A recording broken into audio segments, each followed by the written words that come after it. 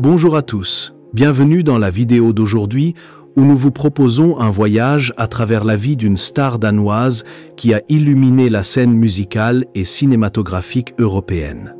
Gitte Henning, d'une petite fille talentueuse d'Aarhus à l'icône du schlager des années 1960, Gitte a laissé une empreinte indélébile avec sa voix douce et ses rôles émouvants. Son histoire n'est pas seulement celle des projecteurs, mais aussi celle de la douleur, des efforts et des secrets méconnus. Découvrons la véritable personne derrière les projecteurs et n'oubliez pas de cliquer sur la cloche et de vous abonner à la chaîne pour ne rien manquer d'autres histoires inspirantes sur des légendes de la musique. Gitte Henning est née le 29 juin 1946 à Aarhus, au Danemark, dans une famille d'artistes où la musique était le souffle vital. Son père, Otto Henning, musicien et chanteur, l'a inspiré dès son plus jeune âge. Sa mère, femme au foyer dévouée, a toujours soutenu ses rêves artistiques. Gitte a grandi dans une petite maison d'Aarhus où l'on écoutait des chansons folkloriques danoises et du jazz tous les soirs. Pourtant, son enfance n'a pas toujours été joyeuse.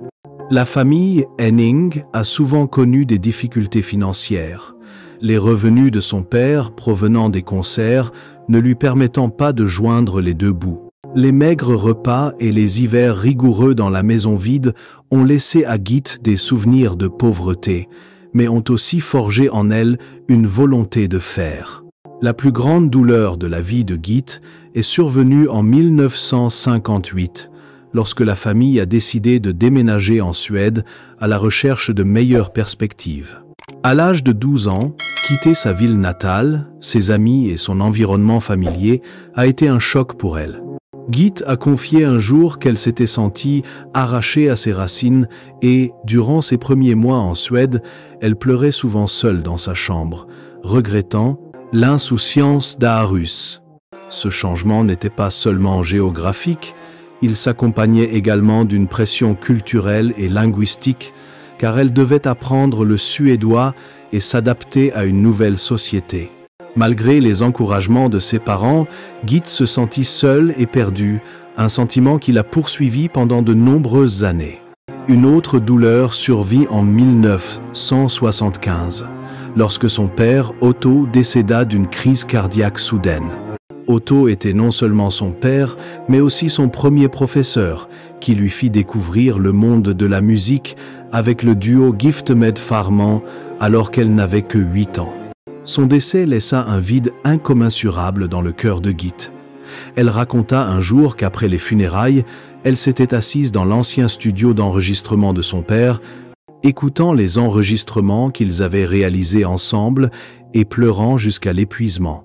Cette douleur s'accentua lorsqu'elle réalisa qu'elle n'avait pas passé assez de temps avec son père durant ces dernières années, en raison de son emploi du temps chargé de concerts en Allemagne et au Danemark.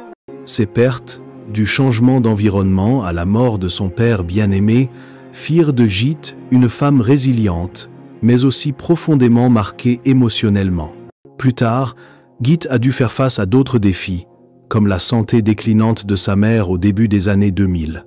Celle-ci souffrait de la maladie d'Alzheimer, une maladie qui lui a progressivement fait perdre le souvenir de sa fille et des moments heureux en famille. Gitte a un jour confié que voir sa mère, qui avait été son plus grand soutien, l'oublier peu à peu était une douleur indescriptible. Elle rendait régulièrement visite à sa mère à la maison de retraite, lui chantant de vieilles chansons dans l'espoir de raviver ses souvenirs, mais ses efforts portaient rarement leurs fruits. Ces souffrances, que Gitte dissimulait derrière un sourire éclatant sur scène, sont devenues l'inspiration de ses chansons émouvantes, comme Jungle Tag, où elle exprimait les sentiments d'une âme aguerrie. La carrière de Gitte Henning est un long parcours de succès éclatant et d'échecs déchirants, bâti sur un talent inné et un effort acharné. Gitte est entrée dans le monde de la musique très jeune, lorsqu'elle a enregistré le duo Gifte med Farman avec son père en 1954, à l'âge de 8 ans. La chanson, avec sa mélodie joyeuse et ses paroles naïves, est devenue un phénomène au Danemark, faisant de Gitte une enfant star appréciée. Sa célébrité précoce lui a permis de se produire sur les grandes scènes d'Aarhus et de Copenhague, mais l'a également contrainte à mûrir rapidement dans un milieu musical impitoyable. Après son installation en Suède en 1958, Gitt poursuit sa carrière avec son premier tube suédois, Tror du Jag le jeu, en 1961. Cette chanson la propulse au rang de star en Scandinavie, lui ouvrant les portes du marché allemand où elle connaît son plus grand succès. En 1960, la chanson Ich will nen Cowboy als Mann devient numéro 1 en Allemagne, se vendant à plus de 5 millions d'exemplaires et valant à Gitt un disque d'or, un exploit incroyable pour une adolescente de 14 ans. Dans les années 1960, elle continue de dominer les charts avec des tubes comme Jungle Tag et des duos avec Rex Gildo, connu sous le nom de JT Rex. Ses films musicaux comme Jetzt dreht die Welt sich nur um dich, consolidant également son statut de star polyvalente, tant comme chanteuse qu'actrice. Cependant, la carrière de Gitt ne fut pas toujours un long fleuve tranquille. Un revers majeur survint en 1962 lorsqu'elle fut sélectionnée pour représenter le Danemark au concours Eurovision de la chanson avec la chanson Jeg snakker med mig selv. Cependant, la chanson fut disqualifiée, le compositeur Seger Volmer Sørensen l'ayant sifflé accidentellement à la cantine de la télévision danoise, enfreignant ainsi le règlement du concours. Gitt raconta un jour avoir pleuré pendant des heures après avoir appris cette nouvelle, sentant son rêve de représenter son pays natal brisé. Un autre revers survint en 1978, lorsqu'elle concourut pour représenter le Luxembourg à l'Eurovision avec la chanson « Rien qu'une femme », mais perdit face à Baccarat. Ces moments laissèrent Gitt blessée, mais elle trouva toujours le moyen de se relever et de se concentrer sur de nouveaux projets pour affirmer son talent. Les efforts de Gitt ne se limitèrent pas au chant et à la comédie. Elle travailla sans relâche pour s'imposer dans le jazz, enregistrant un album avec le Kenny Clark Francie Bolland Big Band en 1968, un choix audacieux à l'âge de 21 ans. Passer de la pop au jazz exigea un apprentissage et une pratique constants, et il y eut des soirs où elle pleurait en studio, se sentant incompétente.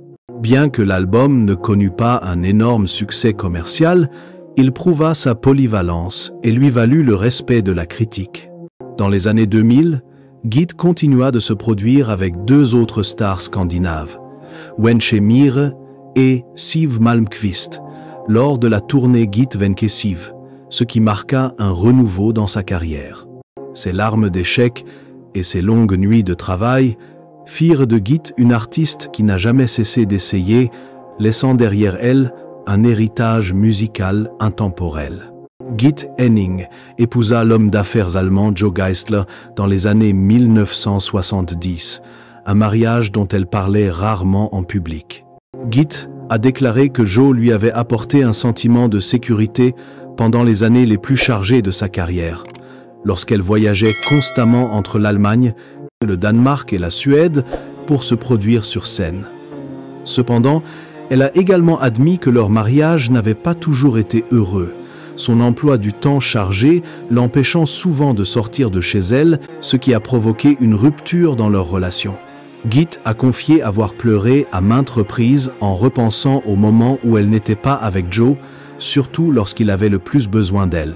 Malgré leur divorce au début des années 1980, Gitt a toujours gardé un profond respect pour Joe et a affirmé qu'il avait joué un rôle important dans son cheminement vers l'âge adulte.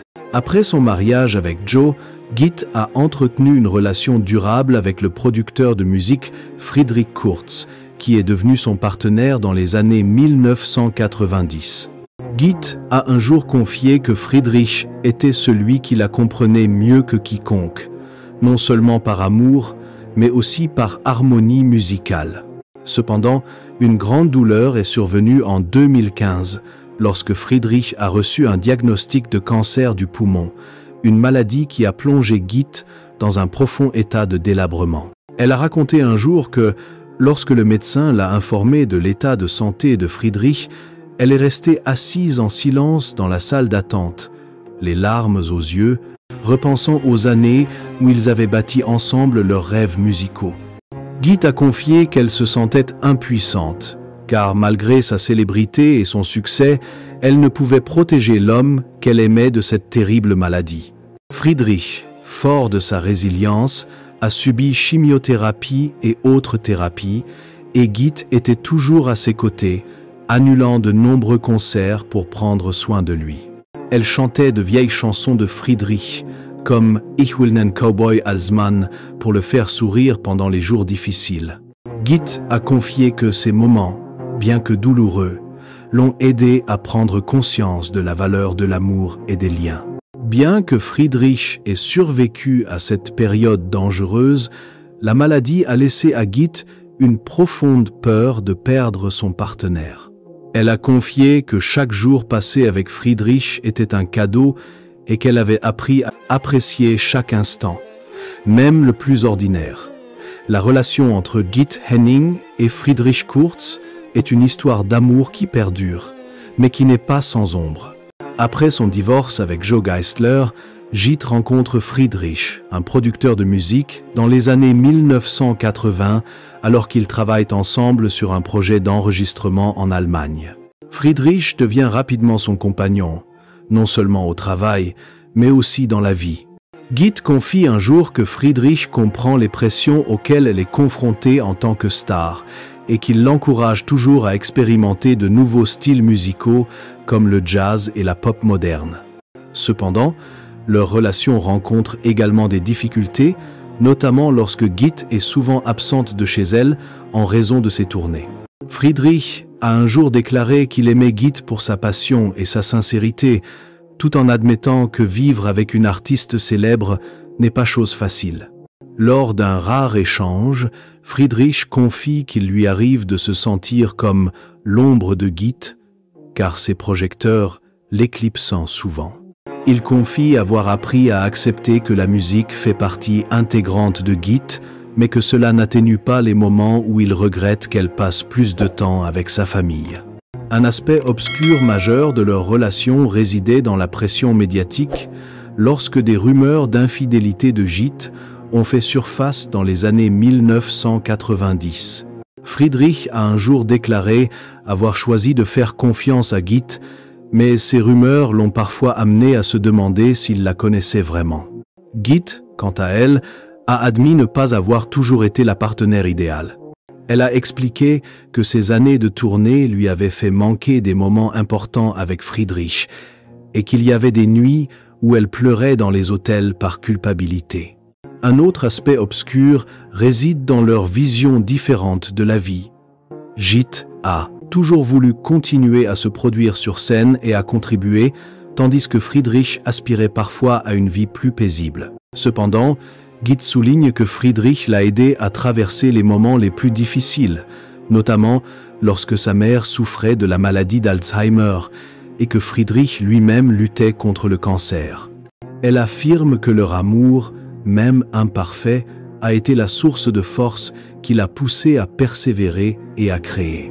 Leur relation témoigne de la capacité de l'amour à surmonter les épreuves, mais rappelle aussi que même les couples les plus forts sont inévitablement confrontés à des côtés sombres. Gitt Henning, forte d'une carrière de plus de 6 décennies, a amassé une fortune considérable, estimée à 10 millions de dollars en 2025. Sa fortune provient de sources diverses, principalement de ventes de disques, de tournées et de rôles au cinéma. La chanson « Ich will nen Cowboy als Mann », vendue à plus de 1,5 million d'exemplaires, lui a rapporté d'importants revenus, dont un disque d'or. D'autres albums, comme Jungle Tag et un album de jazz avec le Kenny Clark Francie Boland Big Band, ont également contribué à sa fortune, même s'ils n'ont pas connu le succès commercial de ses premiers succès. Les tournées de Gitt, notamment la tournée Gitt Wenke Sue avec Wenche Mir et Sue Malmkvist, lui ont procuré des revenus réguliers. Ses concerts en Allemagne, au Danemark et en Suède attirant un large public. En dehors de la musique, Gitt a également investi dans l'immobilier, Elle possède un appartement de luxe à Copenhague d'une valeur d'environ 2 millions de dollars, avec vue sur le port de Nyhavn, et une maison de vacances dans le sud de la Suède, où elle se repose souvent. Elle possède également une petite collection d'art, composée notamment d'œuvres d'artistes danois et allemands, qu'elle a accumulées durant ses années en Allemagne. Gitte explique avoir appris la gestion financière auprès de son père, qui insistait sur l'importance d'épargner et d'investir judicieusement.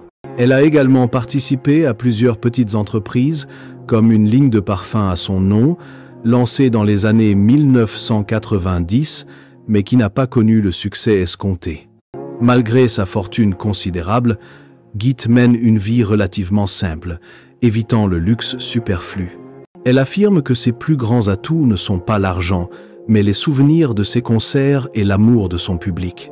Cependant, sa richesse s'accompagne de pressions, comme la gestion de ses investissements et les litiges juridiques liés aux droits d'auteur de ses œuvres musicales, notamment pour certaines chansons des années 1960.